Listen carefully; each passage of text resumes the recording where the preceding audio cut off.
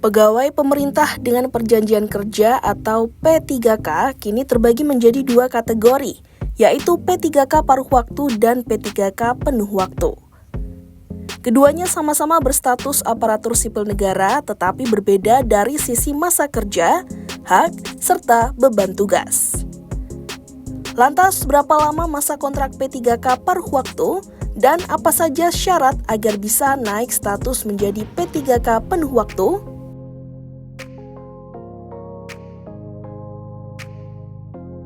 Mengacu pada Kepmen PAN RB nomor 16 tahun 2025, masa kontrak P3K paruh waktu ditetapkan setiap 1 tahun. Kontrak tersebut dituangkan dalam perjanjian kerja dan dapat diperpanjang berdasarkan hasil evaluasi.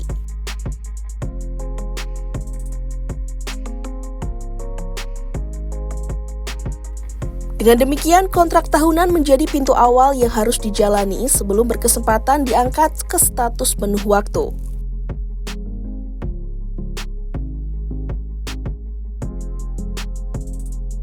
Agar bisa diperpanjang kontraknya, P3K paruh waktu wajib menunjukkan kinerja baik sesuai indikator yang ditetapkan instansi.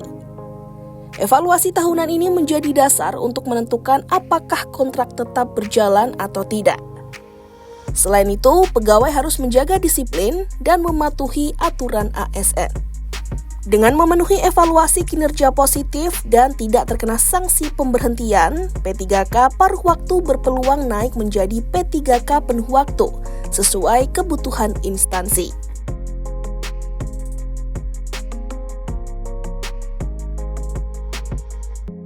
P3K penuh waktu memiliki masa kontrak yang lebih panjang, umumnya 5 tahun dengan jam kerja 8 jam per hari. Hak yang diberikan juga lebih lengkap, mencakup gaji, tunjangan, cuti, hingga perlindungan dan pengembangan kompetensi. Besaran gaji P3K penuh waktu diatur dalam Perpres nomor 11 tahun 2024. Berdasarkan aturan itu, gaji pokok P3K penuh waktu ditetapkan mulai dari Rp2,51 juta hingga Rp5,26 juta tergantung golongan.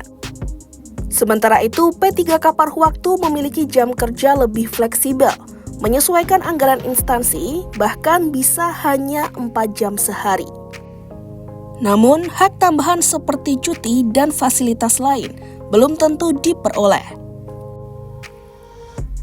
Dari sisi penghasilan, ketentuan diatur dalam Kepmen PAN RB nomor 16 tahun 2025. P3K paruh waktu dipastikan menerima upah paling sedikit setara dengan penghasilan saat masih berstatus pegawai non-ASN atau sesuai upah minimum provinsi.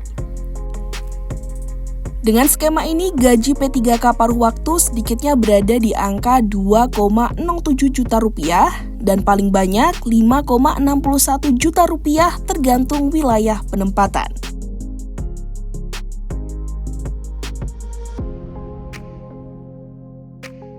Deputi Bidang SDM Aparatur Kementerian PAN RB, Abbas Subagja, menegaskan bahwa P3K paruh waktu diberlakukan untuk mengakomodasi kebutuhan ASN di instansi yang memiliki keterbatasan anggaran belanja pegawai.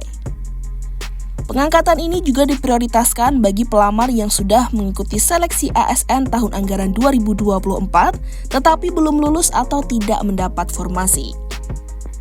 Dengan skema ini, honorer tetap bisa mendapat status ASN, meski dengan kontrak lebih singkat. Sementara itu, peluang P3K paruh waktu untuk diangkat menjadi P3K penuh waktu terbuka, tetapi bergantung pada evaluasi tahunan, kebutuhan instansi, dan kepatuhan pada aturan disiplin ASN.